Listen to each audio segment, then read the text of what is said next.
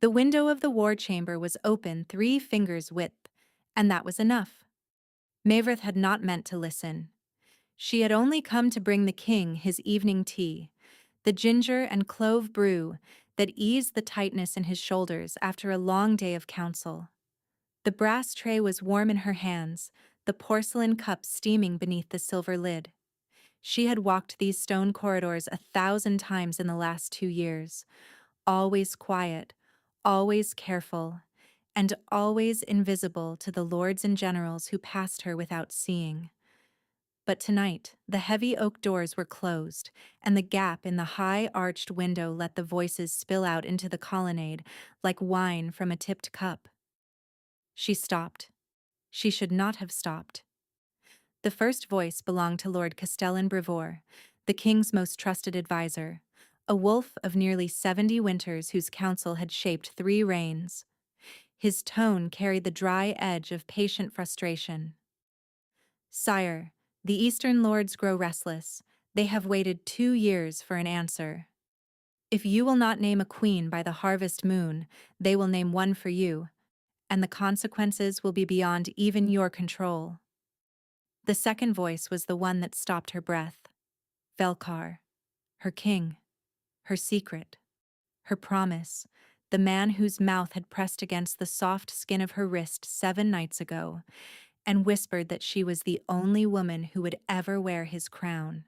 The man whose hands had traced the silver wolf pendant he had clasped around her throat with his own fingers, a pendant that hung even now beneath her servant's tunic, hidden and warm against her sternum. The man who had made her believe, against every reasonable instinct, that a girl raised in the kitchens of the Western Keep could one day stand beside the Alpha King of Theravane and call him husband. His voice came clipped and bored, the way he sounded in council when he had stopped pretending to listen. "Spare me the lecture, Brevoort. The Eastern lords can be managed. They always are." "And the woman, sire?" A pause. A breath. Mavrith felt her pulse slow to a strange, suspended rhythm. Her hand tightened on the brass handle of the tray. "What woman?" "The kitchen girl, Mavrith.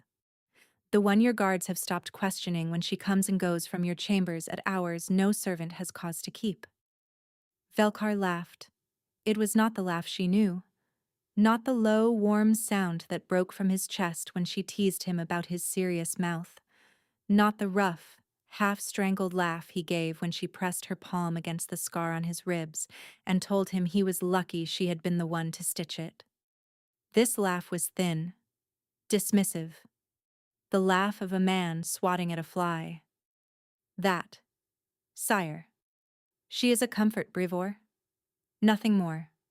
A warm body and a quiet mouth, which is more than most women in this castle manage.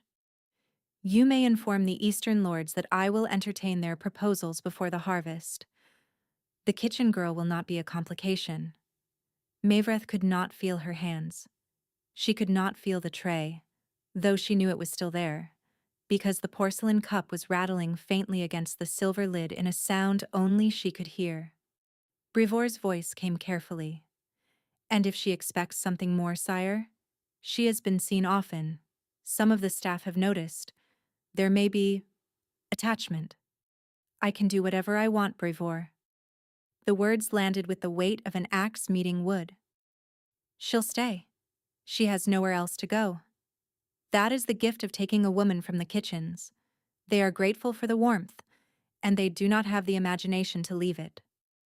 A pause. The clink of a goblet against stone. "Choose me 3 names from the Eastern houses. I will receive their portraits within the fortnight." Silence inside the chamber. Silence in the corridor. Mavrith stood with the tray in her numb hands and the silver wolf pendant burning like a coal against her chest, and the world she had built around the memory of his whispered promises peeled away from her in long, slow strips. A warm body and a quiet mouth.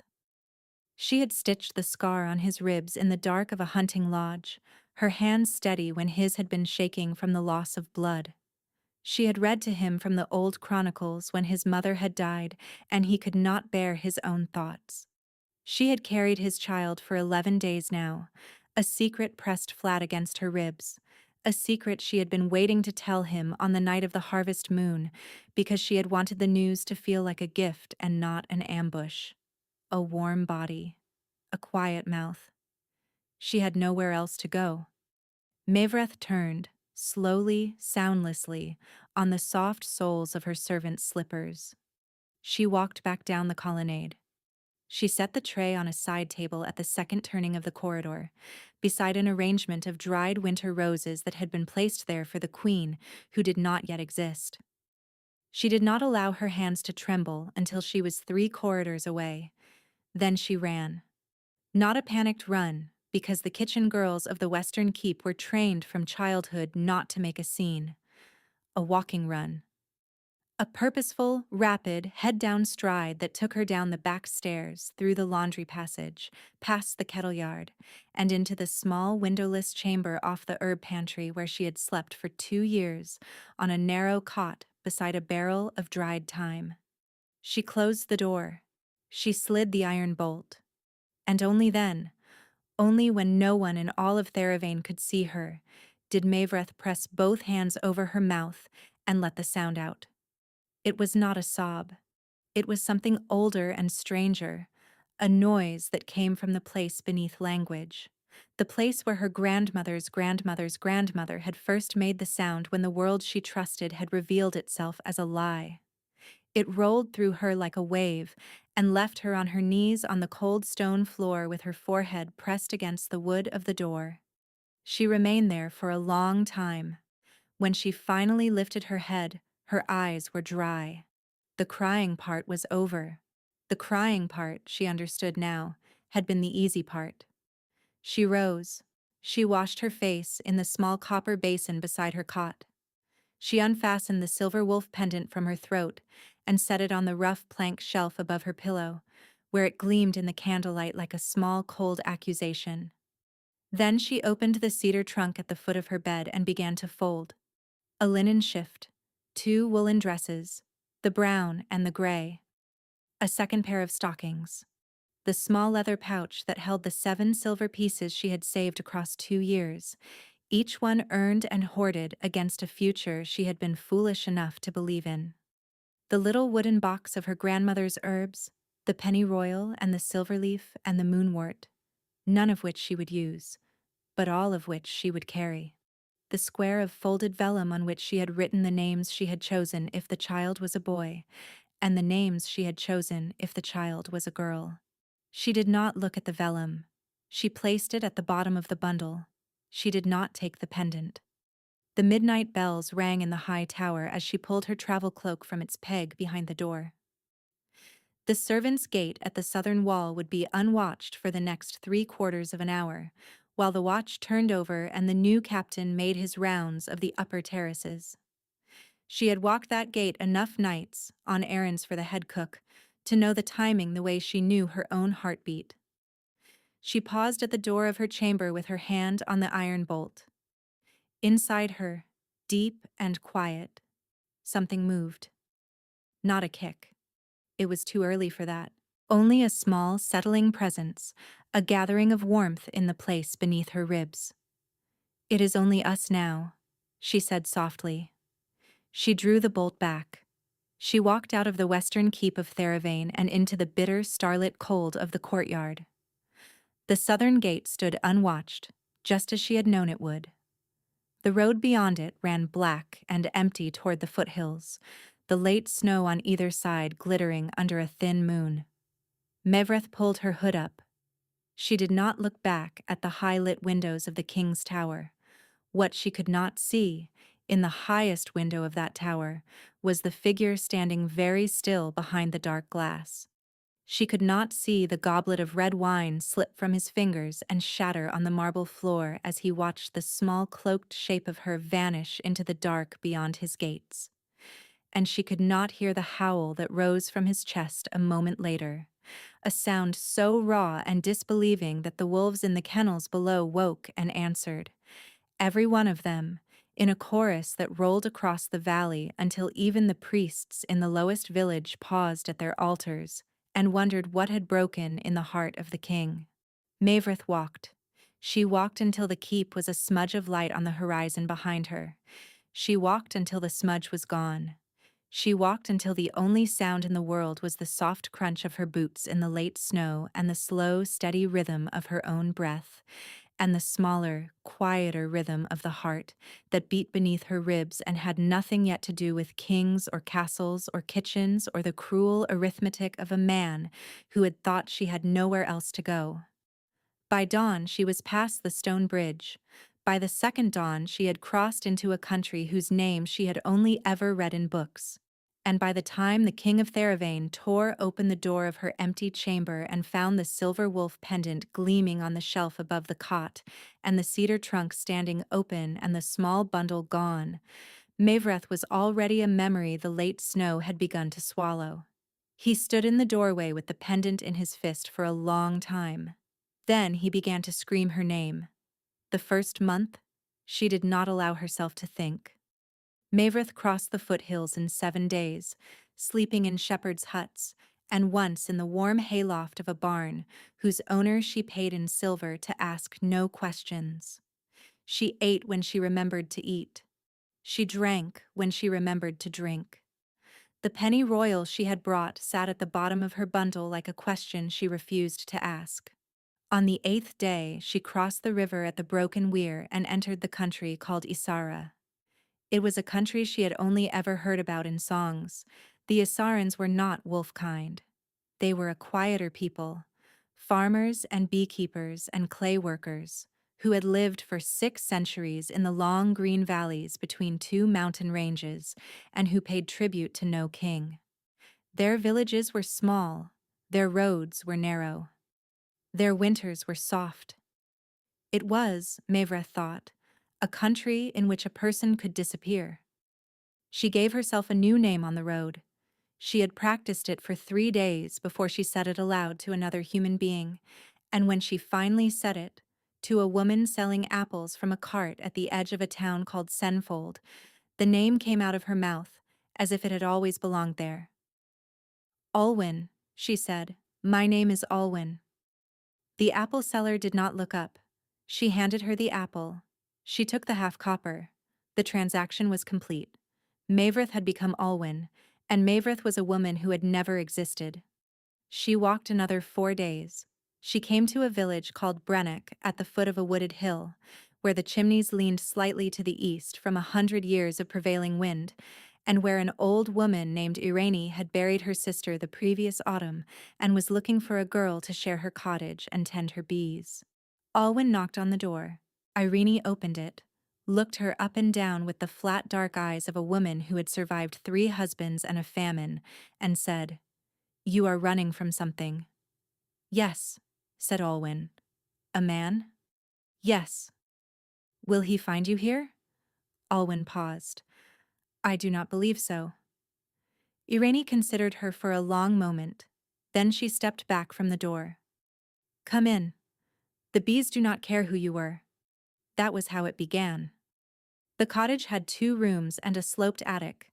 The bees lived in a row of wooden hives behind a stand of plum trees, and they hummed in the warm hours of every afternoon like a low congregation at prayer. Alwyn learned to handle the smoker, to lift the frames, to read the small signals of a healthy hive. She learned to spin honey from comb. She learned to make the dark, sweet beer the Isarans drank at festivals. She learned to sleep through a night without weeping. She did not learn that last part quickly. For the first 6 weeks, she dreamed of him every night. In the dreams, he was always reaching for her, always running, always too far away.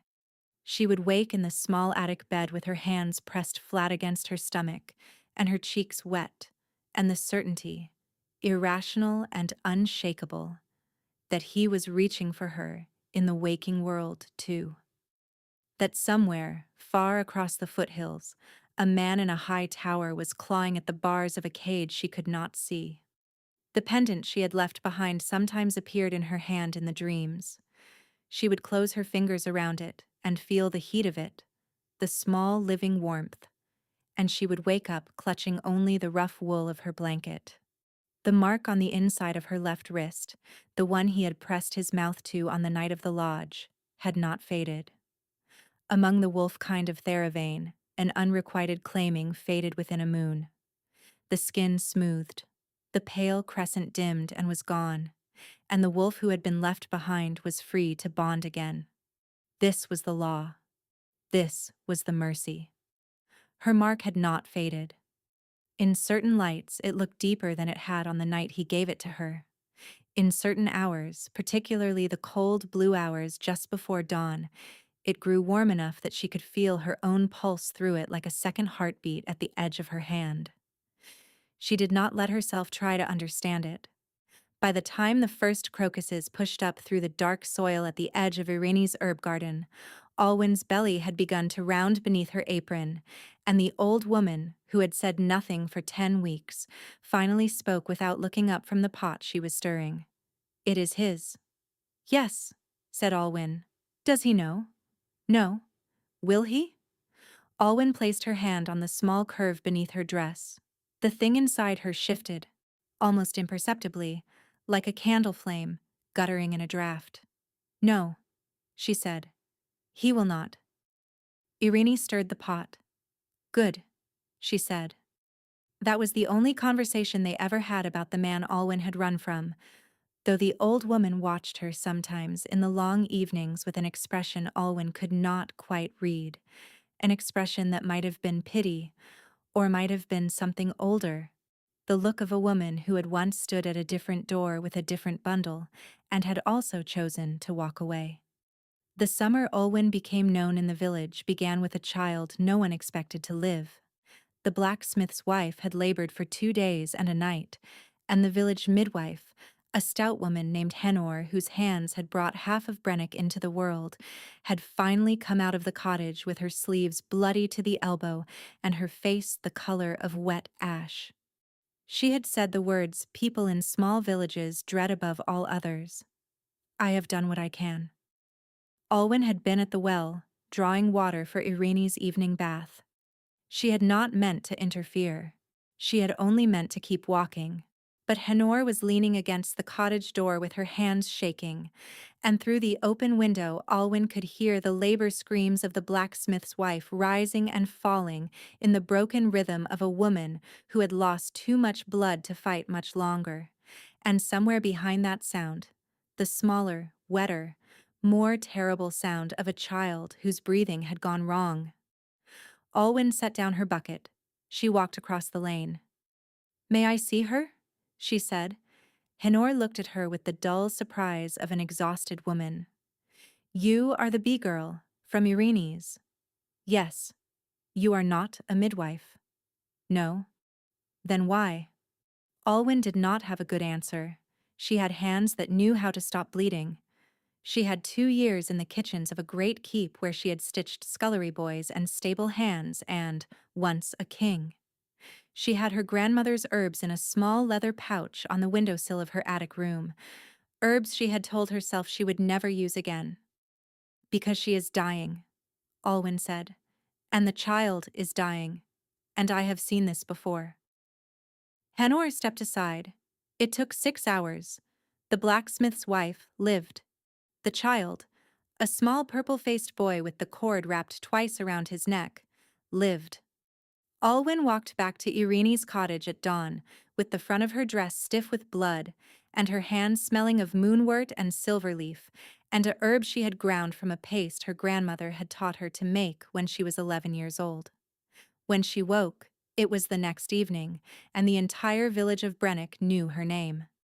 By the autumn, Alwyn was the midwife. Henner, who was 60 and tired, had taken her aside one morning at the well and said, plainly, "You are better than I am. The village should have the better one. I will brew the teas and gather the herbs and take the small fees, and you will deliver the babies. We will both eat through the winter, and no one's child will die who could have lived." It was the kindest thing anyone in Isara had said to her. Her own daughter was born on the first hard frost of the autumn.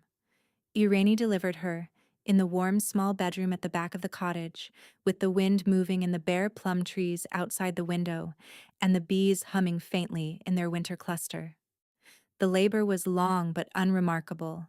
The child came out screaming, which was a good sign, and went silent the moment she was placed against her mother's chest, which was a better one. Alwyn looked down at her.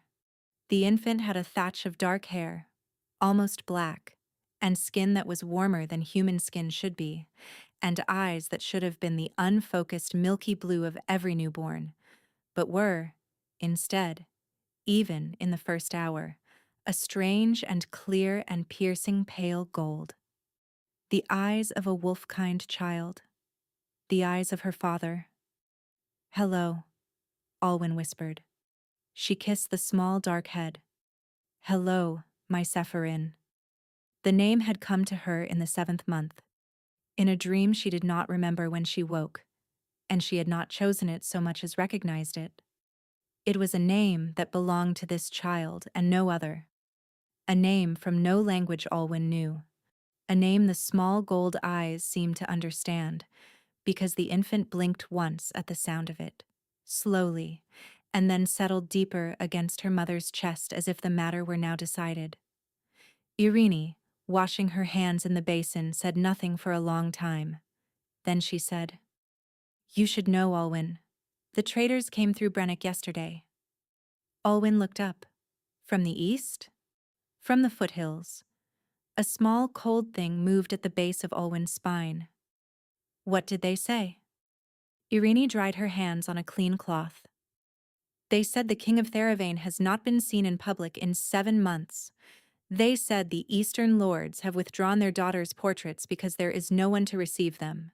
They said the king is not dead, but something has happened to him that no one in the keep will speak of, and that the wolves of the western kennels howl every night without ceasing, and that the harvest in the lowlands failed for the first time in 40 years. Alwyn could not feel her hands. She held the small, warm weight of her daughter against her chest, and she could not feel her hands. "What else?" she heard herself say. "They said the king has been seen twice, both times riding out alone, at night, into the forest, on a black horse. They said he comes back at dawn. They said he never speaks. They said his eyes are no longer the color they used to be." "What color are they?"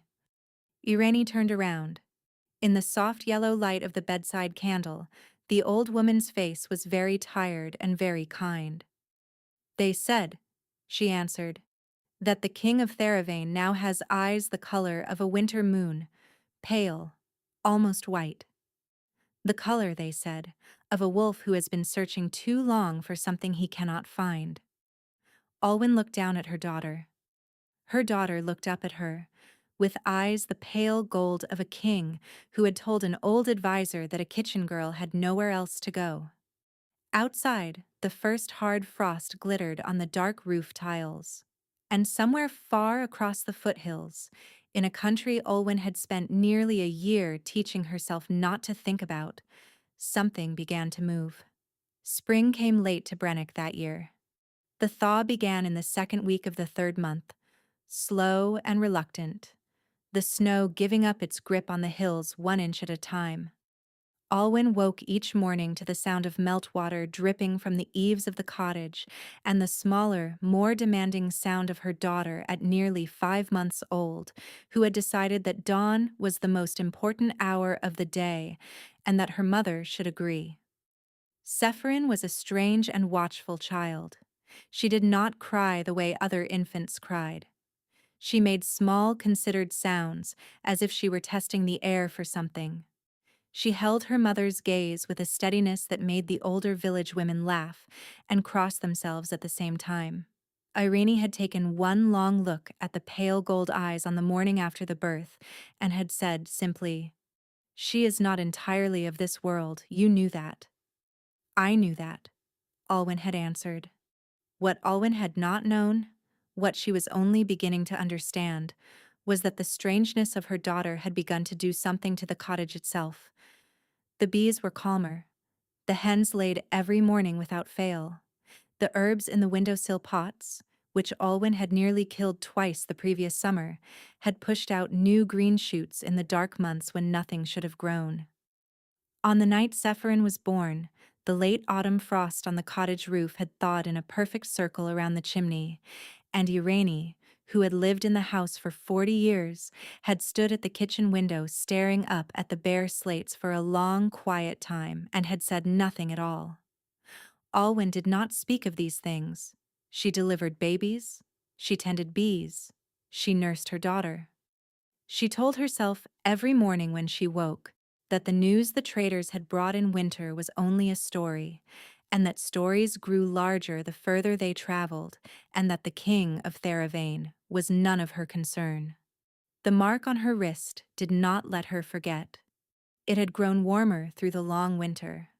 By the time the crocuses returned to the herb garden, the pale crescent was hot enough that Alwyn had taken to wrapping her wrist in a linen band beneath her sleeve, telling Irene she had burned herself at the cook fire. She had not burned herself. She had only stopped being able to bear the way the mark pulsed, slow and insistent, in time with a heartbeat that was not her own. The first traders of spring came through Brennock on a soft gray morning when the lambs in the pasture were a week old. There were 4 of them, 3 men and a woman, with 2 heavy mules and a small painted wagon, the kind of caravan that crossed the foothills 4 or 5 times a year, carrying salt and copper wire and bolts of cloth and news. They stopped at the well in the village square, and the children ran out to see them, and Henor went out with a basket of fresh bread to trade for a length of gray wool. Alwyn stayed in the cottage. She did not want news. The news came anyway. It came in the form of Henner at the cottage door, 2 hours later, with her basket empty and her face strange. "You will want to hear this," Henner said. "I will not," said Alwyn. "Yes," said Henner. "You will." Alwyn put down the wooden spoon she had been using to stir the pot of lentil broth on the hearth. She wiped her hands on her apron. She sat down on the bench by the window. Sephirin slept in her basket beside her, one small fist curled against her cheek. "Tell me," she said. Henor sat down across from her. "The king of Theravane is missing." The room tilted, very gently, and then righted itself. "Missing. He has not been seen in the keep for 31 days. The council says he is on a hunting retreat, but no servant has been sent for in a month, and the kitchens have not been told to prepare his rooms for his return, and the eastern lords have begun to gather in the lowland city of Marenholt to discuss a regency. A regency. They mean to declare him unfit. The Castellan, the old one, Brivor, has resisted them. He has refused to convene the council. He has said openly that the king is alive and will return. But the eastern lords have brought their warriors with them to Marenholt, and there are now nearly 4,000 men camped in the fields outside the city, and the smaller lords of the south have begun to ride north to join them. Alwyn closed her eyes. "Why are you telling me this?" she said. Henor did not answer for a moment. When she did, her voice was very careful. "There is more, Alwyn." "Then tell me the more." 2 weeks ago, a black horse came down out of the foothills into the village of Dreno. It was lame in one foreleg, and its saddle was empty, and there was blood on the saddle that was not the blood of any horse. The villagers of Dreno recognized the horse. It is the horse the king of Theravane has been seen riding alone at night for nearly a year. They sent word to the keep. The keep sent a company of guards to retrieve it. The guards came. They took the horse. They asked no questions. They left no answers. The mark on Olwyn's wrist was burning. It was burning the way it had burned on the night of the lodge, when his mouth had pressed against the soft skin and he had said the words she had believed. "He is not dead," she said. She had not meant to say it aloud. Henor looked at her for a long moment. "No," the older midwife said quietly. "I do not think he is. But something is hunting him, Alwyn. Something has been hunting him for a long time, and the traders said, when they spoke of the empty saddle, that there were marks on the leather, claw marks, the kind a wolf makes, but too large, larger than any wolf any man in Dreno had ever seen." In her basket, Sephirin opened her eyes, the pale gold gaze fixed on the rafters of the cottage with the unblinking concentration of a creature listening to something very far away, and very faint, and very desperate. The infant's small mouth opened. She made a sound. It was not a cry. It was not a coo. It was a thin, clear, three-note keening, the sound a wolf pup makes when it has lost the scent of its mother in the snow, and it lasted no more than a single breath. And then Sephirin closed her eyes again and slept. Henor and Alwyn stared at each other across the bench. Neither of them spoke. Outside, on the slope above the cottage, on the high ridge where the wind came down from the foothills in long, cold gusts, a single gray shape stood between two pine trees and watched the smoke rise from the chimney. It had been standing there for nearly an hour. It had a long muzzle and a lean-ribbed body, and one ear notched in a way that suggested an old wound, and its eyes were the dark amber of a wolf that had traveled very far on very little food. It had followed a thread of scent across 2 countries. It had waited in the trees above this village for 3 days before it had been certain. Now it was certain. The gray wolf turned, soundlessly, and slipped back into the dark of the pines, and began to run. It would not stop until it found the man it served. The knock came on a Thursday evening, 6 days after the traders had passed through. Alwyn had been expecting it. She had not allowed herself to know that she had been expecting it. She had told herself, every hour of the past 6 days, that the news from Theravane meant nothing, that the empty saddle meant nothing, that the strange 3-note keening her daughter had made meant nothing, that the mark on her wrist which now burned so hot she could not bear to touch it with her own hand meant nothing. But she had moved the iron poker from beside the hearth to beside the door. She had asked Irini to take Sephirin for the evening, to walk her in the basket up to Henner's cottage where the older midwife had a fresh batch of yarrow tea and would be glad of the company. She had laid out a clean linen on the kitchen table. She had taken the silver knife she used for cutting honeycomb and laid it across the linen. The knock, when it came, was 3 slow, careful taps, the kind of knock a man makes when he does not want to startle a woman who lives alone with an infant. Alwyn rose from the bench by the fire. She crossed the small room. She did not pick up the knife. She opened the door. The man on the threshold was tall and gray and tired. His travel cloak was dark with old rain. His boots had been good once, and were now the boots of a man who had walked across a great deal of country very fast. He had a long, lean face and a short beard the color of iron and a small white scar at the corner of his mouth that pulled slightly when he tried to smile. He was not smiling now. His eyes were the dark amber of a wolf that had traveled very far on very little food. "Lady Mavrith," he said. The name struck her like cold water.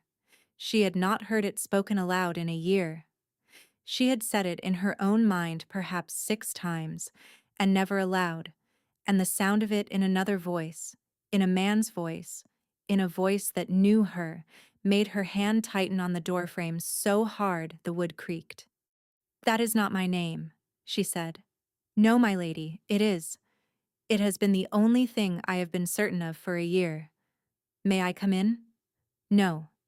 The man did not seem surprised. He inclined his head slightly, the gesture of a man who had expected to be refused and had decided to be patient about it. "Then I will speak from the threshold, my lady. I do not have long. There are things hunting me as well, though they are not yet near. My name is Oran Telvin. I am the first beta of the king of Theravane. I served under his father. I taught him to track, and to read, and to ride, and on the night you left the Western Keep, I was the man who held him on the floor of his own chamber for 6 hours so that he would not throw himself through the window." Alwyn could not breathe. "Stop," she said. "No, my lady. Stop talking." "I will not. I have come too far to stop. You will hear me, and then you will decide what you will do, and I will accept your decision. But you will hear me first." She did not invite him in. She did not close the door. She stood, And Orentelvin stood, and the cool spring evening settled around them in the quiet of the village lane. "Speak," she said. "On the night you left," he said, "the king came to your chamber. He had broken away from a council meeting. He was bringing you a gift. The pendant he had given you in the lodge had a twin, made by the same silversmith that he had finished commissioning that morning. He meant to give it to you that night, and to ask you, formally, if you would consent to be presented to the council as the woman he intended to name his queen at the harvest moon. He had spent 11 months convincing the Castellan that you were the only acceptable choice. He had spent the afternoon in the war chamber finalizing the arrangements." Olwen shook her head. "No. Yes, my lady. I heard him. With my own ears. In the corridor outside the war chamber. He told the Castellan I was a warm body and a quiet mouth. He said I had nowhere to go. He said he would entertain the Eastern Lord's daughters before the harvest." Oran Telvin closed his eyes. When he opened them again, there was something in them that looked, very nearly, like grief. "Yes, my lady. He said all of that." "Then what do you want from me?" "I want you to listen to the rest of what he said, which you did not hear, because you walked away after the worst of it, and the worst of it was not the end."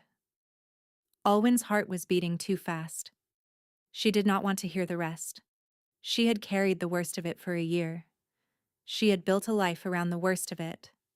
She had given her daughter a name and her bees a season, and her body had stopped reaching for him in the dark of the bed only 6 weeks ago, and she did not want, more than anything in the world, to be told that there had been a rest of it. "Tell me," she said, "after you left the corridor, after the porcelain stopped rattling on your tray, the Castellan said to the king, 'Sire, you do not mean any of that.' And the king said, 'Of course I do not mean any of that, Brevor. Do you think I am a fool? She is hidden in this castle because there are 6 men in this council who would have her killed within the week if they knew what she is to me. I will say what I must until the harvest moon, and then I will set the truth before the kingdom and let them tear it apart if they choose. But until then, you will repeat to anyone who asks that she is a comfort and nothing more. And you will let the Eastern Lords send their portraits, and you will let them believe what they wish to believe. She is the only thing I have ever loved. She will be my queen, or there will be no queen. Do you understand me, Brevor?" And the Castellan said, "Yes, sire." And the king said, "Then leave me. I am going to her." Olwen could not see. There was something wrong with her eyes, a wet, shimmering distortion of the man on the threshold and the lane behind him, and she could not understand for a moment what it was, because she had not cried in 11 months, and she had forgotten what crying looked like from the inside. "He said that," she whispered. "He said that, my lady. I was the 3rd man in the chamber. I stood behind the door. I heard every word from both sides of it." "Why did you not stop me? At the gate? Why did no one—" "Because no one knew. The southern gate was unwatched, because the new captain of the watch, the one who had taken over at midnight, was a man from House Brevor's own household. Loyal, we believed, to the Castellan, who was loyal to the king.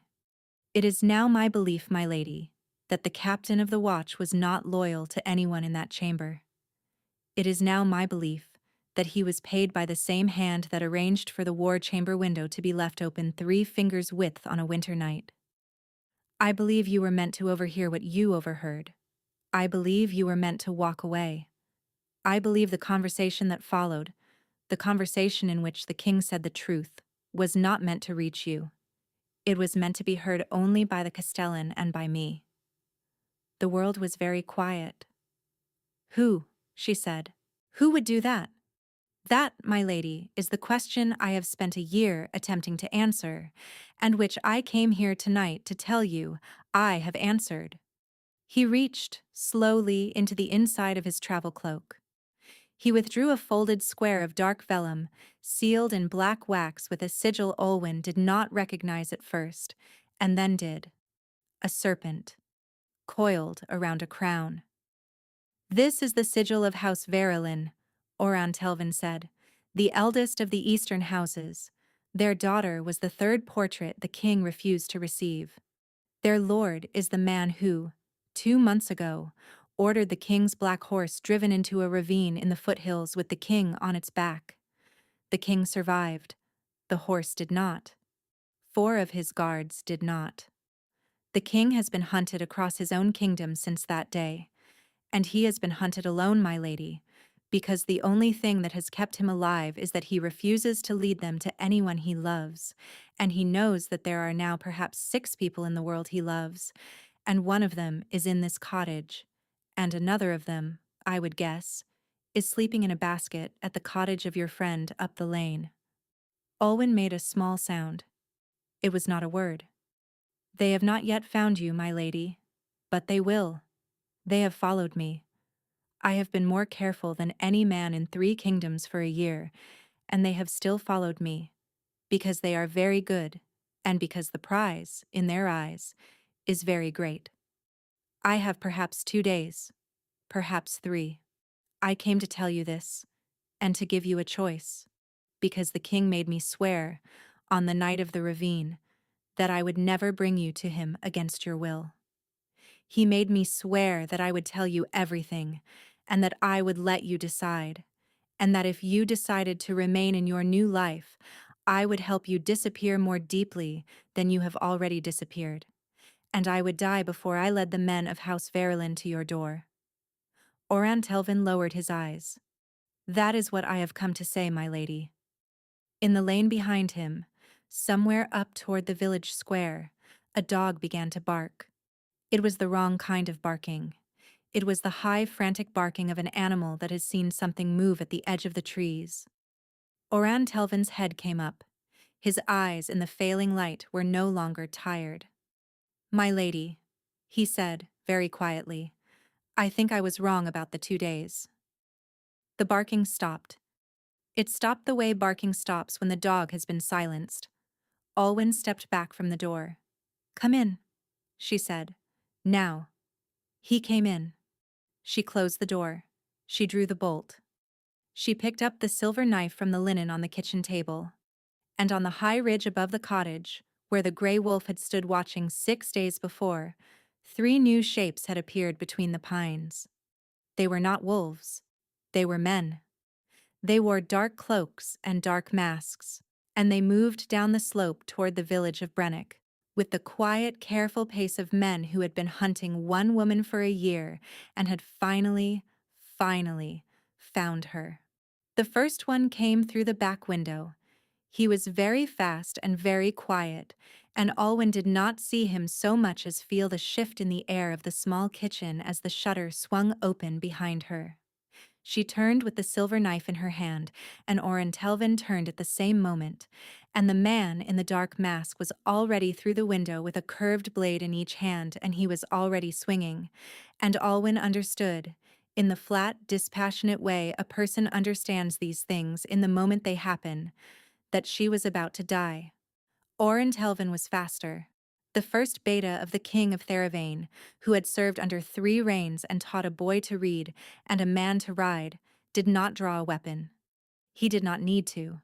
The shift came over him in a single breath, between one heartbeat and the next, and where a tall, gray-haired man had been standing there was now a long, lean gray wolf with a notched ear and dark amber eyes and a mouth full of white teeth. And the wolf was already in the air. He took the masked man at the throat. The kitchen was suddenly full of the brief sound of an animal ending a man, and Olwen pressed her back against the cool stone of the hearth and held the silver knife in front of her and did not look away, because she had decided 60 seconds ago that she would not look away from anything that happened in this house tonight. The masked man's body hit the floor.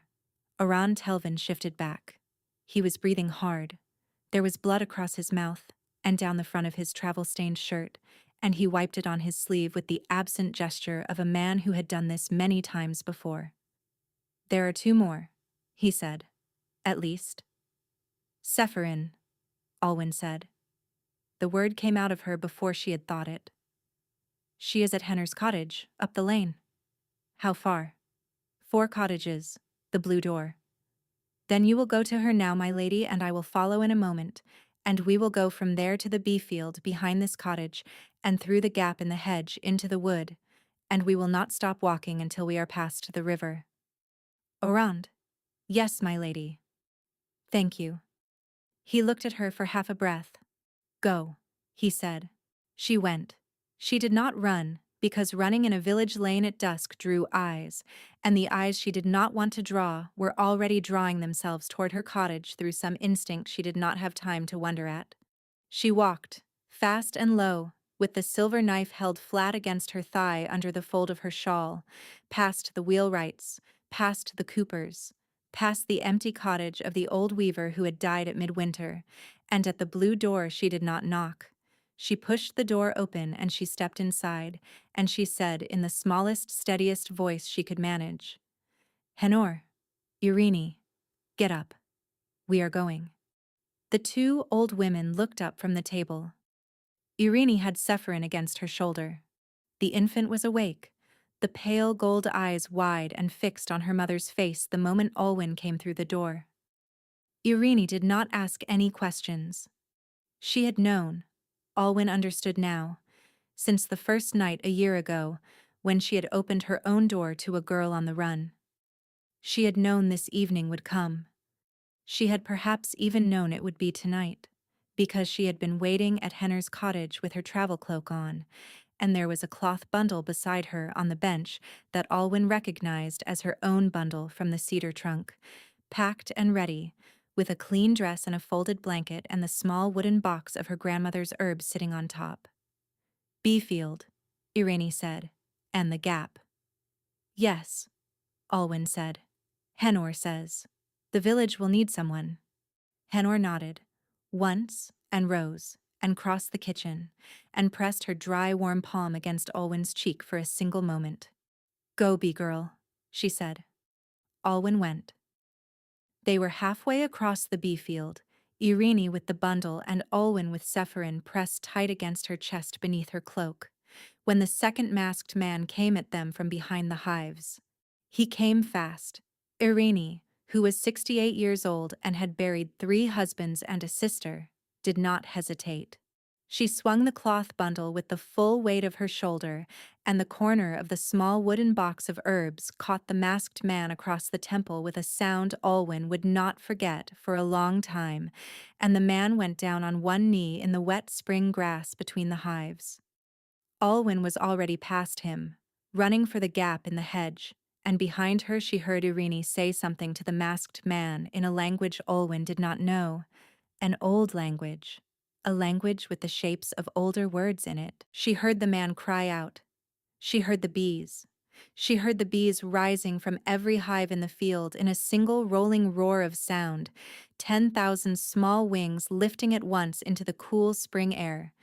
And she heard the masked man's cry change shape, from anger to surprise to something thinner and higher and more frightened, and then she was through the gap in the hedge and into the wood. She ran with her daughter against her chest and the silver knife in her hand and the breath sawing in and out of her lungs. And she did not stop running until she had counted 300 steps into the dark of the trees. She stopped. She turned. She listened. The sound of the bees was fading. She could no longer hear the masked man.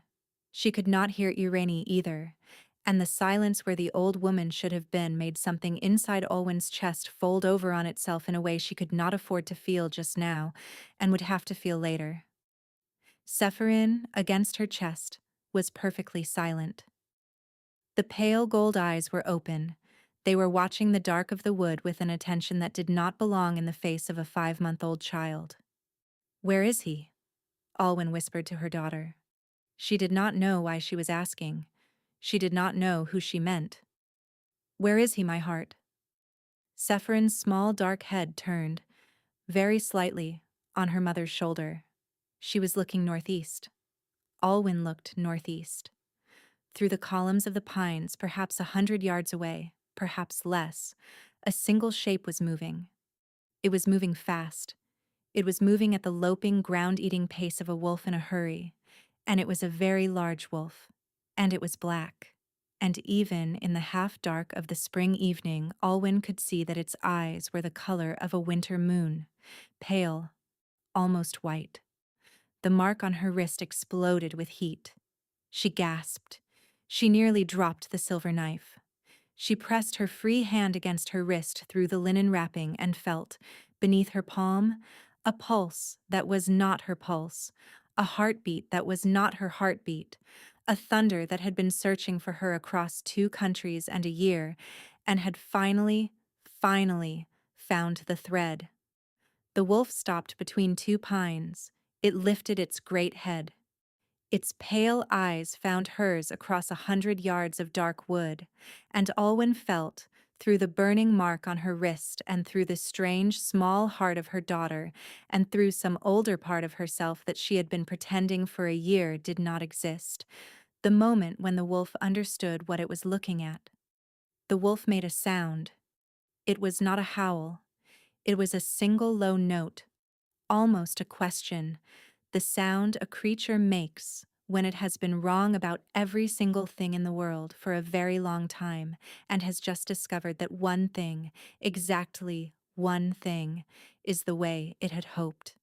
The wolf began to walk toward her, and from somewhere far behind Alwyn, deeper in the wood, she heard a third masked man crashing through the underbrush, and the masked man was running, and the masked man had a crossbow, and the masked man had seen, before Alwyn had seen, the great black shape between the pines, and the masked man was raising the crossbow now to put a poisoned bolt through the heart of the king of Theravane, before the king of Theravane could take another step toward the woman he had spent a year learning how to find. Alwyn turned. She did not think.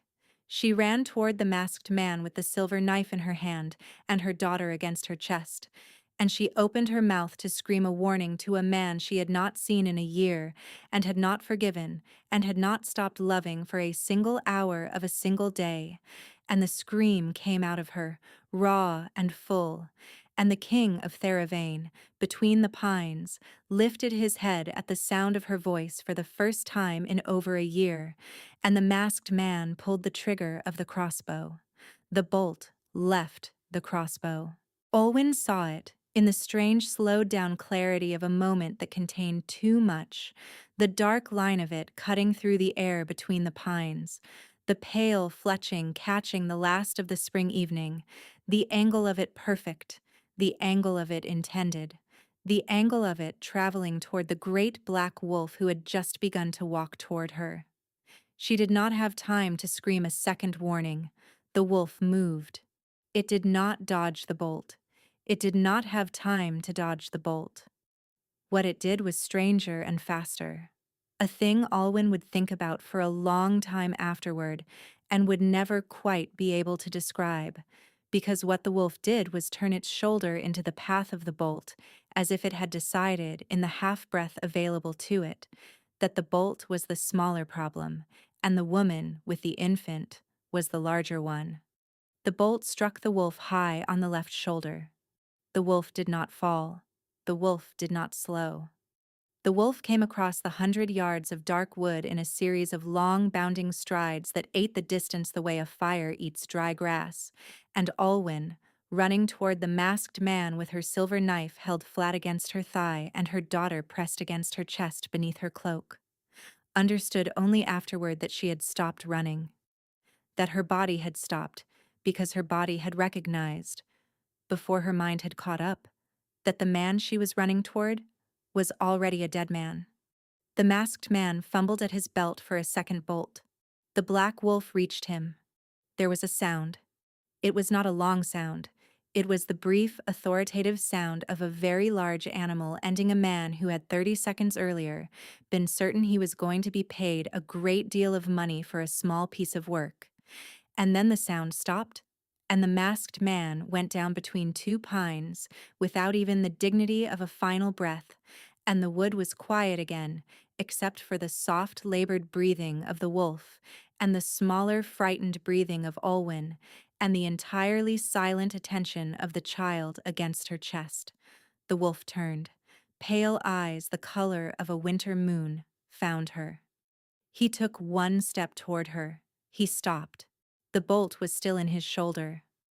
Alwyn could see, even at a distance of perhaps 30 feet, the dark wet ring spreading through the black fur around the wood of the shaft.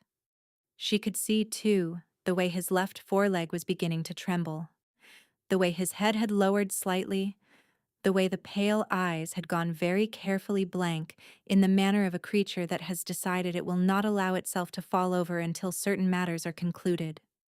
The bolt had been poisoned. She did not need to ask. She knew the way she knew the herbs in her grandmother's box. She knew because the wolf was still upright when he should have been on his side, and that meant the poison was the slow kind, the kind that took a wolf-kind body apart over hours, and it meant that the man behind the crossbow had not wanted to kill the king of Theravane quickly. He had wanted to kill him in a way that gave the men of House Verlin time to arrive and watch. The wolf took another step. His foreleg buckled. He caught himself. He looked at her with the pale moon eyes, and Alwyn, with her daughter pressed against her chest, and the silver knife loose in her hand, and the mark on her wrist burning so hot beneath the linen that she could smell the singed cloth, walked the last 20 feet between them and went down on her knees in the wet pine needles in front of him. She did not say his name. She had not said his name aloud in a year, and she did not say it now. She set the silver knife on the ground. She unwrapped Sephirin from beneath her cloak and laid her, very carefully, in the soft duff of pine needles between the roots of the nearest tree, and the infant lay there looking up at her parents with the steady, pale gold eyes of a child who had been waiting her whole short life for this particular moment. Then Alwyn turned to the wolf. "Lie down," she said. The wolf lay down. It was an enormous body, larger than any wolf she had ever seen, larger even than the wolves she had glimpsed in the kennels of the Western Keep, and the warmth coming off it was the warmth of a banked fire. She put her hands on his head, on the great rough skull between the ears, and the pale eyes closed. "You stupid man," she whispered. The wolf made a sound that might have been a sigh. She moved to his shoulder. The bolt had gone in deep and clean, and the head of it was the wide-barbed kind that did not come back out the way it had gone in. She would have to push it through. She would have to break the shaft and push the head out the back of the shoulder and seal the wounds on both sides. And she would have to do it fast, because the poison was already in him, and she did not yet know what poison. She bent her head to the wound. She breathed in. She knew the smell. Black hellebore, crushed in oil of yew, mixed, by the faint bitterness underneath, with a small measure of dried mistletoe berry. It was an old mixture. It was a hunter's mixture. It was meant to slow the heart of a wolf-kind body to the point of unconsciousness without quite stopping it, so that the hunters could arrive at their leisure and finish the work with a silver blade. She had perhaps an hour, possibly less. "Shift," she said to the wolf. "I cannot work on you in this form. The bolt has to come out and the wound has to be packed, and I cannot do it through this much fur. Shift, my king." The wolf opened his pale eyes. He looked at her for a long moment. Then the shift came, slow and effortful. The way a shift comes to a wolf-kind body when the body is fighting poison, and where the great black wolf had been there, was now a man, Velkar, the king of Theravane, lying on his side on a bed of pine needles in a wood in a country 2 borders from his own, with a crossbow bolt through the meat of his left shoulder and his black hair matted with old sweat, and his face thinner than she remembered, and a beard he had never worn before her, and a great many small-healed scars across his ribs and his arms that she did not recognize, the marks of a year of running. His eyes were not pale now. Out of the wolf, his eyes had returned to the dark amber she remembered, the amber of warm honey in afternoon light. And they were fixed on her face, with an expression she could not read, because she had never in her life seen it on a human face before. It was not joy. It was not relief. It was something larger and more frightening. The look of a man who had been holding his breath for over a year and had just been told, by a stranger, that he was permitted to exhale. Mavreth, he said. His voice was a wreck. Velkar, she said. It was the first time she had said his name in a year. It came out of her like a stone being pulled from a wound. He closed his eyes. A single tear tracked down the side of his face into the pine needles, and Alwyn pretended she had not seen it, because there was a bolt in his shoulder and she had work to do, and she could not afford either of them falling apart in the wood. I am going to push the bolt through, she said. It is going to hurt very badly. I need you to be quiet because there is a third masked man somewhere in this wood and I do not know where he is. Yes, Velkar said. And I need you to know that I am not forgiving you. I am stopping you from dying. They are different. He opened his eyes. He looked at her. Yes, he said. My lady, I know. She broke the shaft of the bolt. She pushed. He did not make a sound. The barbed head came out the back of his shoulder in a wash of hot blood, and Alwyn caught it in a strip of linen torn from her shift, and she packed both wounds with the moonwort and silver-leaf paste her grandmother had taught her to grind when she was 11 years old, and she stitched the entry wound and the exit wound with the bone needle and the boiled gut thread she carried in the small leather pouch at her belt. And she did all of this in the gathering dark of a wood in a country called Isara, with her infant daughter watching from between the roots of a pine tree, and her hands did not shake once. When she was finished, she sat back on her heels. Velkar was very pale. The poison was still in him. She had bought him hours, perhaps a day. But black hellebore in yew oil did not leave a body without help, and the help required herbs she did not have here in this wood, and could not get without returning to a cottage that very likely had a third masked man in it by now. I have to get you somewhere warm, she said. Mavreth. Do not talk. Mavreth.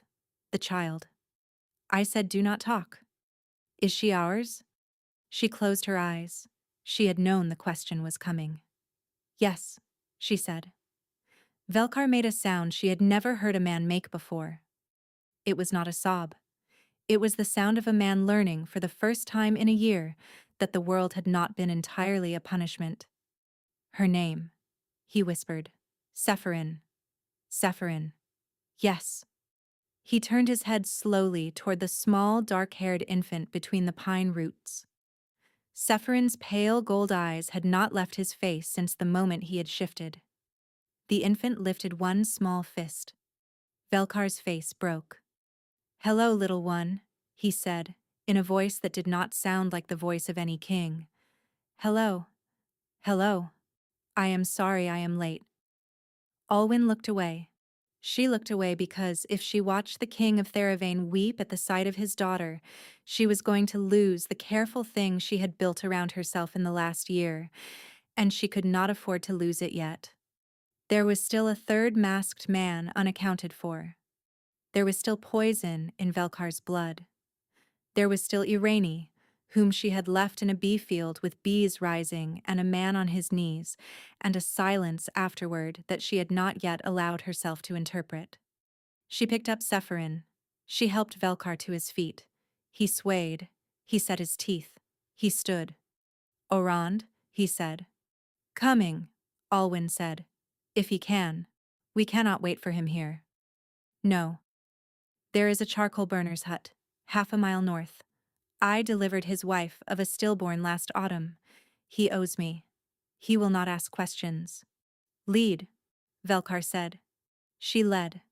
They walked north through the pines, Olwen with the infant on her hip, and Velkar with one hand on her shoulder for balance, and behind them, in the wet spring dark of the wood, a single gray wolf with a notched ear came limping out of the trees with blood on his muzzle and an expression of great patience, and he followed them at a distance of 40 paces, watching the wood behind them, and he did not let any of the three of them out of his sight until the door of the charcoal burner's hut had closed behind them. The charcoal burner was a man named Oren, and he was, as Olwen had said, a man who owed her. He opened the door at the second knock. He looked at Olwen. He looked at the bleeding man behind her. He looked at the silent gray wolf 40 paces back among the trees. He did not say a word. He stepped aside, and he closed the door behind them, and he banked the fire higher, and he laid out a pallet of clean straw beside the hearth, and he put a kettle on. And only when all of this was done did he go to the door, open it 3 fingers width, and whistle a low whistle into the dark. The gray wolf came out of the pines. It walked across the clearing. It came up the steps and into the hut, and as it crossed the threshold, Oran Telvin shifted back into a man, and he was breathing hard, and there was a long, shallow cut across his ribs that had bled through his shirt, and he leaned against the doorframe for a moment with his eyes closed. "Irene?" Olwen said. "Alive," Oran Telvin said. "Henner has her. The bees did most of the work. The man went into the pond at the bottom of the field and did not come out. Irene has a cut across her arm, and she is 68 years old and tired. But she is alive, my lady. She told me to tell you she is alive." Olwen pressed both hands to her mouth. She did not weep. She had not earned the right to weep yet. "There were 3, Oran Telvin said. "I have accounted for 2. The king accounted for the 3rd. There may be more on the road behind them. We have perhaps until dawn." "Sit down, Orand," Velkar said from the pallet. "You are bleeding." "So are you, sire." "Sit down." The first beta sat down. Orin the charcoal burner brought a clean rag and a basin of hot water, and he set them on the floor between the 2 men, and he went to the corner of the hut and busied himself with the kettle and the chipped tin cups and the small stoppered jar of honey he kept on the high shelf, and he did not look at any of them, because he was a man who understood when a room needed to be alone with itself. Olwen settled Sephirin in the straw of the pallet beside her father. The infant did not cry. She turned her small dark head and pressed her face into the warm side of the man beside her, and Velkar made a sound that was not quite a word, and his good arm came around the small body of his daughter, and he closed his eyes. Olwen knelt on the stone floor beside the pallet. "Tell me," she said. Velkar opened his eyes. "My lady." "All of it, every part of it. Orand has told me the corridor. He has told me what you said to the Castellan after I left. He has told me about House Verilyn. He has told me about the ravine. I want to hear the rest from you." Velkar looked at her for a long moment. "There is no rest," he said. "Not really. I came back to your chamber that night with the second pendant. I found the cedar trunk open. I found the first pendant on the shelf. I found the bundle gone. I went to the southern gate, and the captain of the watch told me that no one had passed through, and I knew he was lying because I could smell your perfume in the cold air of the gateway, and I struck him down with my own hands before the Castellan could stop me. That is when Arand and Brivor held me on the floor of my own chamber for 6 hours." Olwen did not look away. "Go on." "I went mad for a time. I do not remember the first weeks. Brivor remembers them. He says I did not eat. He says I rode out on the black horse every night and came back at dawn with blood on my hands that was not always mine. Then there was a council meeting in the 3rd month, and a portrait was sent from House Verilyn, and I did not refuse it, because Brivor said to me, 'Sire, if you refuse this one publicly, you will start a war you cannot afford to fight while you do not yet know who took her.' I listened to him. I let the portrait sit on the table. I did not refuse it. I did not accept it. I let them think I was considering it. And in the meantime, I sent men. 12 men, my lady, into the foothills and the lowland cities and the eastern provinces, and 4 of them came back, and the other 8 did not. And the 4 who came back told me that someone in my own kingdom was killing the men I sent." His voice was very steady. It was the steadiness of a man who had told this story to himself, alone, in the dark, every night, for a year. By the 8th month, I knew it was Verilyn. By the 9th, I had begun to ride out alone. I could not trust any of my own house to ride with me except Orand, and Orand I sent on a different road, because I wanted them to follow me and not him. I wanted to be the bait, my lady. I wanted them to come for me, where I could see them, while Orand looked for you in the only direction I had been able to guess. North, across the foothills, into a country that was not mine, because you had once said to me, in the lodge, that you had read of a country called Isara, in a book your grandmother had owned, and you had said you wondered what it was like to live in a country that did not have wolves in it. And I remembered, my lady. I remembered every word you ever said to me. Alwyn could not speak. In the foothills they nearly took me twice.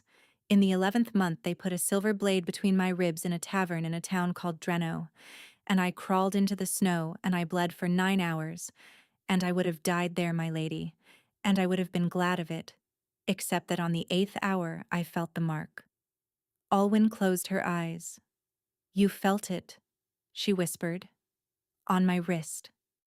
The same wrist where I had set my mouth to yours in the lodge. It was warm, my lady. It was warm in a way it had not been warm in a year. And I understood, lying in the snow outside Dreno, that you were alive somewhere, and that you were thinking of me, and that I had no right to die in a snowbank while you were thinking of me. So I did not die. I crawled to a barn. I lived. And in the 12th month, Oran sent a gray bird with a green ribbon on its leg, which was the signal we had agreed upon, and the green ribbon meant I have a thread. And I rode for the foothills the next morning, and I have been riding for 31 days, and tonight I came over the last ridge, and I smelled wood smoke and bread and your hair, my lady, and I knew before I saw the cottage that I had found you. Velkar opened his eyes. They were wet. I am sorry, he said. I am so sorry, Mavreth. The corridor. The words. I thought if I said them loudly enough, if I made them ugly enough, no one would suspect what you were to me. I thought the Castellan would know they were a performance. I thought you would be safe in the kitchens for one more season, while I dismantled the Eastern Lords. I did not know the window was open. I did not know you were carrying the tray. I did not know you were on the other side of the door. And I would have cut my own tongue out, my lady, before I would have let you hear those words from me. Alwyn looked down at her hands. They were stained with his blood. They had been stained with his blood for over an hour, and she had not yet washed them, and she did not particularly want to wash them yet. You called me a quiet mouth, she said. Yes. You said I had nowhere to go. Yes. Velkar. Yes, my lady. I had nowhere to go. He closed his eyes. I know. I went anyway. I know. The hut was very quiet. Oren, the charcoal burner in his corner, was very busy with his kettle. I do not forgive you yet, Alwyn said. I want to say that clearly. There is a thing in me that has been broken for a year, and I do not know whether it can be put back together, and I do not know whether I will want to put it back together once I find out whether it can be. I am not a queen, Velkar.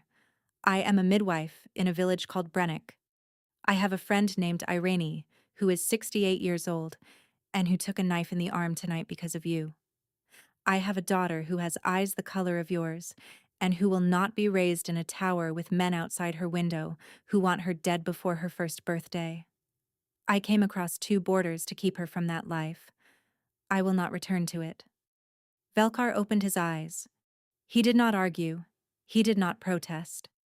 He looked at her with the dark amber gaze she remembered from the lodge, and he said, very quietly, Then I will come to Brennick.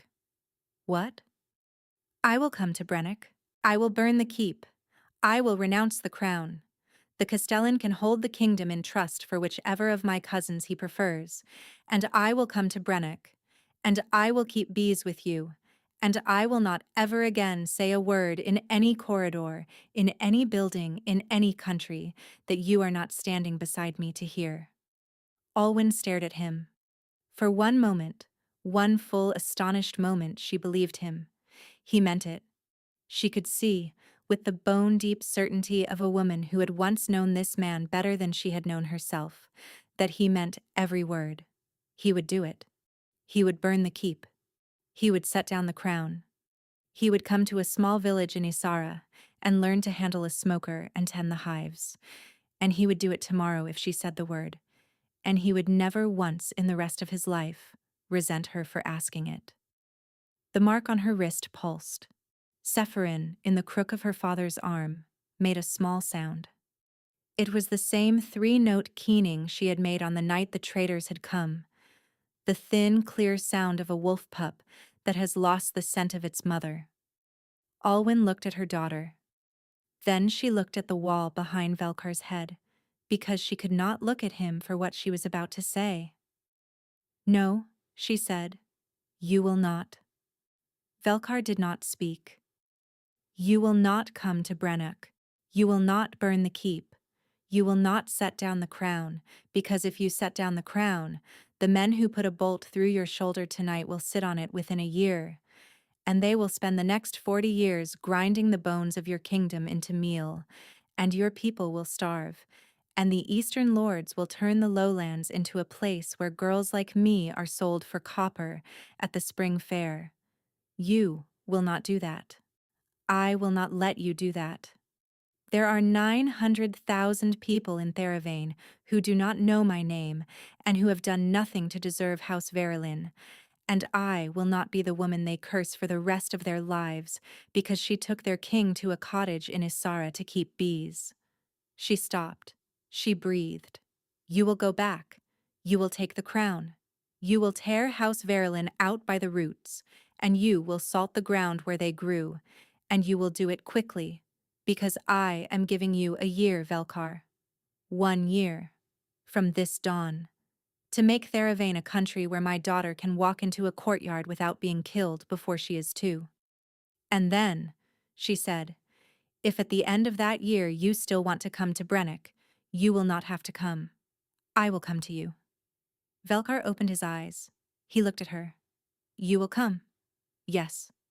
"To the keep?" "Yes." "With Sephirin?" "Yes." "As my queen?" Olwen looked at him for a long moment. The mark on her wrist was very warm. "As your wife," she said. "The queen part is your problem." Velkar laughed. It was a broken, exhausted, astonished laugh, the laugh of a man who had not laughed in a year, and Sephirin in the crook of his arm laughed back. A small, startled, gurgling laugh, the first laugh of her short life, and Olwen pressed her hand against her mouth and turned her face away because she had decided she was not going to weep tonight, and she had been very nearly right. Aran Telvin, in the other corner, with his hand pressed to the cut across his ribs, smiled at the wall. Oren the charcoal burner brought 4 chipped tin cups of hot tea and 3 pieces of barley bread and a small clay pot of honey from his own hives, and he set them down on the hearthstone, and he said, in the first words he had spoken since they had entered his house, "There is a back door. It opens onto a deer track that goes north along the ridge. If men come down the lane from Brennock, you will hear them 10 minutes before they arrive. The honey is the dark kind. It is good for blood loss." Then he sat down on a stool by the door, and he laid an old hunting crossbow across his knees, and he kept watch. They did not sleep. Olwen sat on the floor beside the pallet with Sephirin against her chest, and she watched Velkar's face in the firelight, and watched the slow rise and fall of his chest, and watched the dark amber eyes close and open and close again. And she counted his breaths, the way she had counted the breaths of dying men twice in her midwife's career, because the hellebore in yew oil was still in his blood, and she did not yet know whether her paste would hold. In the 3rd hour after midnight, his breathing changed. Olwen felt it before she heard it. The mark on her wrist, which had pulsed steadily through the night with the warm, slow rhythm of his heart, faltered. It did not stop. It only shifted, the way a candle shifts when the air in a room moves, and Olwen was on her knees beside him before she had thought about it. His skin was cool, not cold, cool. the cool of a body that had been warm and had begun, very gradually, to give up the warmth. "Around?" she said. The first beta was awake before she had finished the second syllable. "What?" "The poison is moving. It has reached his heart. The paste is not enough. What do you need?" Alwyn closed her eyes. She thought.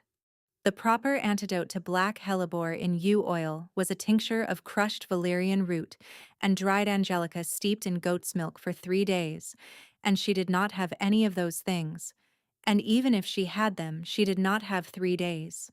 The improper antidote, the desperate one, the one her grandmother had taught her in a single hushed lesson when Alwyn had been 11 years old, and her grandmother had wanted certain knowledge to outlive her, was something else. The improper antidote was a wolf-kind mate. Alwyn opened her eyes. "There is one thing," she said. "Tell me. It is not a thing you can do, Orand." The first beta looked at her. He was a man of 70 winters who had served 3 kings, and his face in the dying firelight was the face of a man who had already understood and had only been waiting for her to say it aloud. "The bond," he said. "Yes. It was never completed." "No." He set his mouth to my wrist in the lodge. He gave me the mark. I did not give him mine. The bond has been one-sided for a year. It is the reason the mark on my wrist did not fade, and the reason he could feel me from a snowbank in Dreno, and the reason he is still breathing now after an hour with hellebore in his heart. But it is not enough. It is half a circuit, Orand. The poison is in the half he cannot close on his own. And if you complete it, then the bond becomes a circle. His blood becomes my blood. The poison in him becomes diluted across 2 bodies instead of concentrated in one, and my body, which has a year of his mark in it, and a child of his blood in it, will absorb its share. He will live. I will be sick for some hours, perhaps a day. The child should not be affected because the bond does not pass through the milk in that way, but I will not lie to you, Orand. I have never seen this done. I have only been told about it. My grandmother said it had been done 4 times in the history of the wolf kind, and that 2 of the women lived, and 2 of them did not. Orand Telvin was very still. "Then you cannot do it, my lady." Alwyn looked at the man on the pallet. She looked at his cool skin and the slow, uncertain rise of his chest and the small dark head of her daughter pressed into the crook of his arm. She looked at the dark amber eyes which had opened, slightly, and were watching her with the dim attention of a man who had heard the word grandmother and had understood, at some level deeper than language, what the conversation across him was about. "Mavreth," he whispered. "Be quiet, Velkar." "No. Yes. Be quiet. This is not your decision. It is my... It is not your decision because you are the one dying, and the one dying does not get to vote. Orand, hold his good shoulder. He is going to argue." Orand Telvin placed his hand gently on the king's good shoulder. Velkar tried to sit up. He did not have the strength. He tried to speak. He did not have the breath. Alwyn took his face between her hands. "Listen to me," she said. "I am not doing this for the kingdom. I am not doing this because I have forgiven you. I am not doing this because I have decided I will come to your keep at the end of the year. I am doing this because there is a child in this hut who has spent 5 months looking at your face the way she has not looked at any other face in her short life, and I will not be the woman who tells her, when she is older, that her father died in a charcoal burner's hut while her mother was still deciding whether she was angry. The anger can wait. The grief can wait. You will not wait. Do you understand me?" The dark amber eyes were wet. "Yes," he whispered. "Good." She turned her wrist over in the firelight. The pale crescent his mouth had set there a year ago was glowing now, the dull red of a coal beneath ash, and she did not need to ask Orand Telvin to bring her anything because the bond did not require ceremony. It required only intention, and the meeting of mouths, and the giving of the second mark. She bent her head. She set her mouth to the curve of his throat where the pulse moved slowest and deepest, and she did not hesitate, because hesitation was a thing she had given a year of her life to, and she was finished with it. Her teeth broke the skin. The world went white, not the white of pain, the white of a thing she had no word for. Every nerve in her body lit at once, and through the lit nerves she felt, in a single overwhelming rush, the inside of him. Not his thoughts. Not exactly. Something older than thought. The shape of what he had been carrying. The corridor in the western keep, seen from inside the chamber, with the door closed and the window cracked, and his mouth shaping ugly words for an audience he had believed was only the Castellan. The moment Brivor had said, "She is gone, sire," and the floor had risen up to meet him. The black horse and the snow and the silver blade between his ribs and the slow knowledge in the snowbank that she was alive, and he was not permitted to die. The 31 days of riding from the foothills with the green-ribboned gray bird's message tucked into the breast of his shirt. The moment between the pines an hour ago when he had seen her face above her cloak and had understood, at the same time, that the bolt was in the air and that she would die if he did not move, and that he had been waiting a year for the privilege of moving. She felt all of it. He felt her too. She knew it without being told.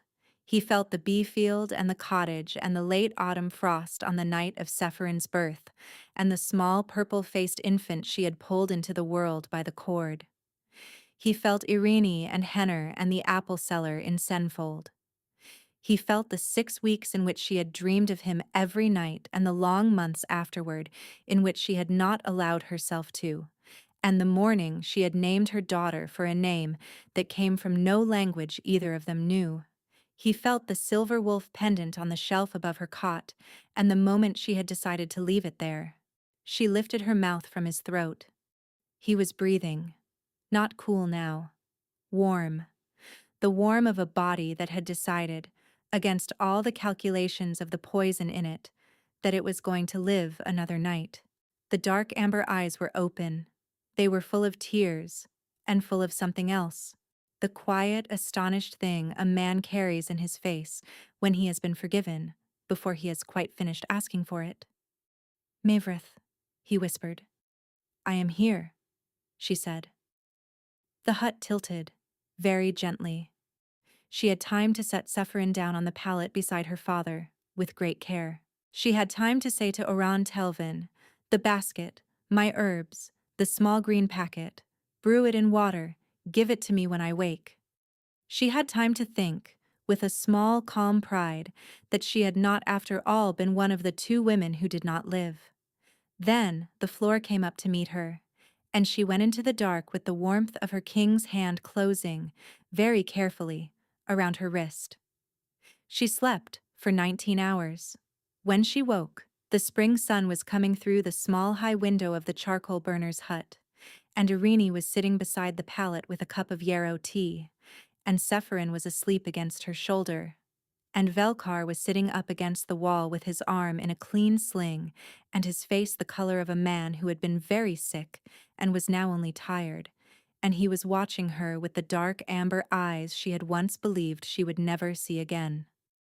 "Hello," he said. "Hello," said Olwyn. She accepted the tea. She drank it.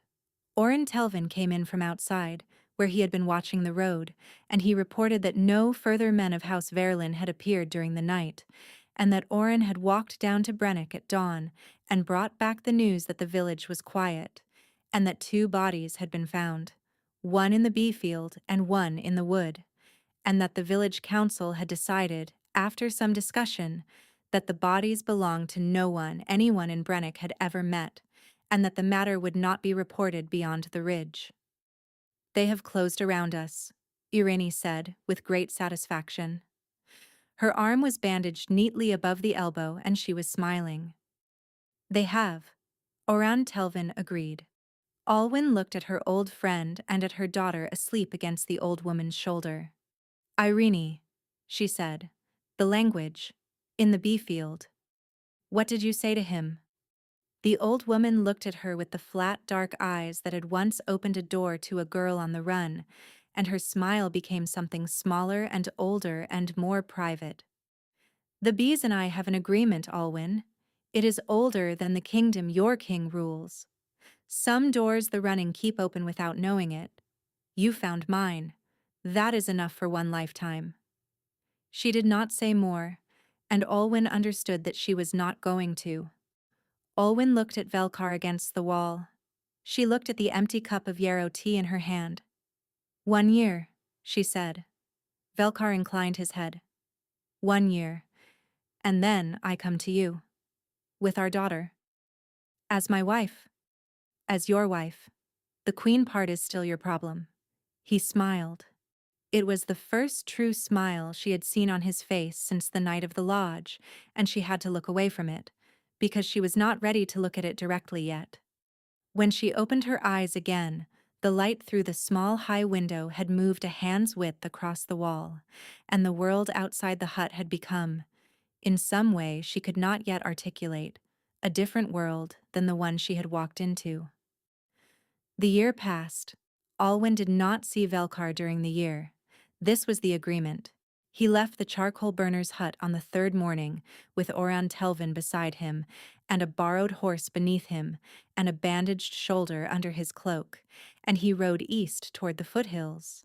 And he did not write to her, because letters could be intercepted, and he did not send messengers, because messengers could be followed, and the only token she had of him through the long green Isaran summer, and the long bronze Isaran autumn, and the long white Isaran winter that followed, was the slow, steady warmth of the mark on her wrist, which now beat in time with his heart, whether she was sleeping or waking. The news came through other channels. Traders, mostly. Isaran traders who had crossed into Theravane to sell honey and claywork, and had returned with stories. The summer brought stories of arrests. Lord Verilyn and 3 of his cousins had been taken from their estates by the king's own hand, in person, on a single midsummer day, and had been brought to the lowland city of Marenholt to stand before a tribunal of the lesser eastern lords who had grown tired of being the smaller fish in House Verilyn's pond. The autumn brought stories of confessions. The winter brought stories of executions. 4 of them, none of them quick, all of them public. And the spring after that brought the story Alwyn had been waiting for, without admitting to herself she had been waiting for it. The eastern lords had bent the knee.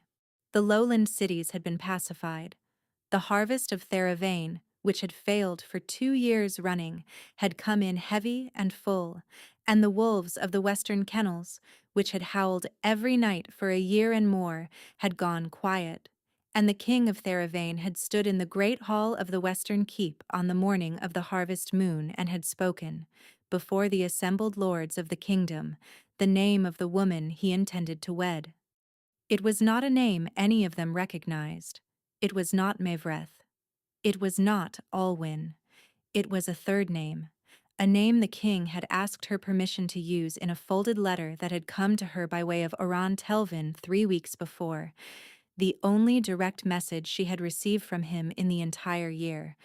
The letter had said, "My lady, I have understood in the long quiet of this year that you are neither of the women you have been before. I will not call you by either of those names if you will permit me a third. Choose it. Send it to me. I will speak it to my kingdom on the morning of the harvest moon, and from that morning forward it will be the only name I ever say." Alwyn had thought about the letter for 2 days. Then she had walked out into the bee field behind Irani's cottage, and she had stood among the hives in the warm, slanted afternoon light, and she had spoken aloud to the bees the name that had come to her. She had sent it back to him in a single line on a folded scrap of vellum. The name was Merenith. It was a name from no kingdom and no house. It was a name that belonged to a woman who had once been a kitchen girl in a western keep, and once been a midwife in a village called Brennick, and was now becoming something neither of those women had quite been. It was a name that, when Velkar spoke it for the first time before the assembled lords of the great hall, settled over the room like a soft cloth being laid across an old and beloved table. The lords bent their heads. It was done. The road from Brennock to the foothills was muddy that autumn. Merenith rode in a small painted wagon with Irene beside her, because Irene had refused, with the firmness of a woman who had buried 3 husbands and a sister, to be left behind. Sephirin, who was now 15 months old and walking on small, unsteady feet and using approximately 4 words with great authority, slept in a basket of clean wool at Merenith's feet. The gray wolf with the notched ear walked alongside the wagon for the first 3 days of the journey, and then disappeared into the trees, because Oran Telvin had ridden ahead on a fast horse to bring word to the keep that they were coming. They crossed the river at the Broken Weir on the 5th morning.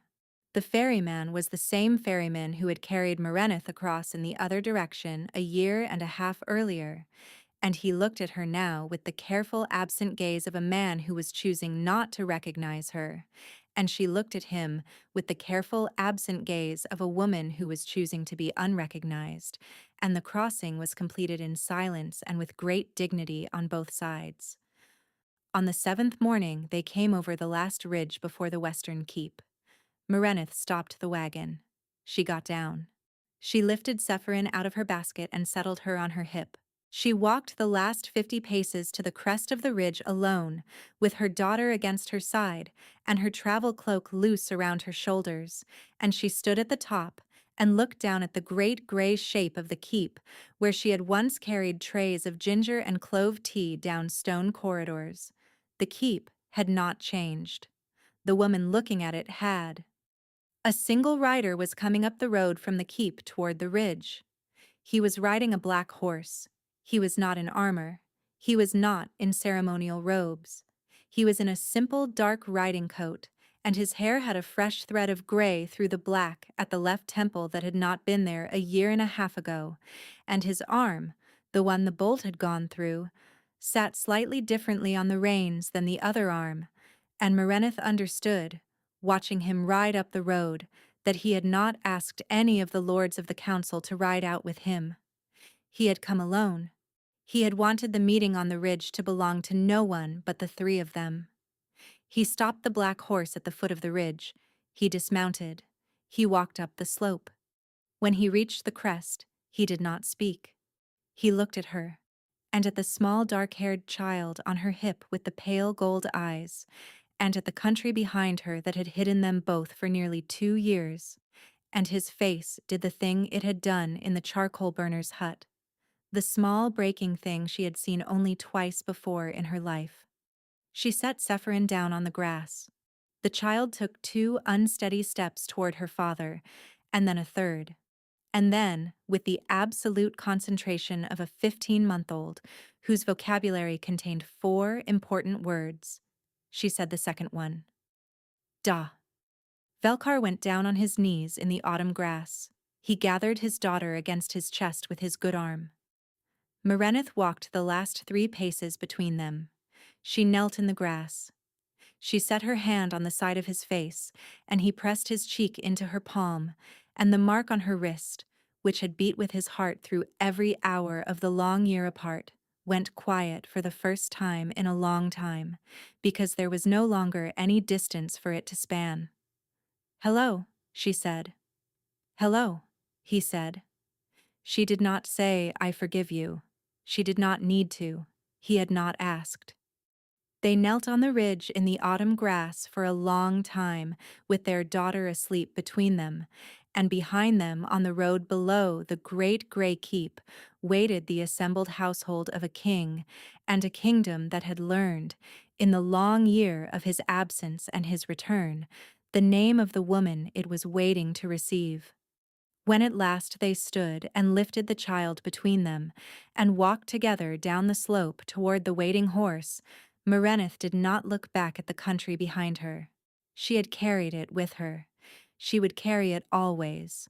But the road in front of her now ran down to a great gray keep on an autumn afternoon, and a man walked beside her with his good arm around her shoulders and his daughter on his hip, and somewhere in the long curve of the years ahead, there would be a second child, and a third, and a great many quiet evenings beside a different fire, and she would never again, in all the years that came after, hear a man say from behind a closed door that she had nowhere to go. She had everywhere to go. She had simply, in the end, chosen here. Thank you so much for listening. I hope you enjoyed this story.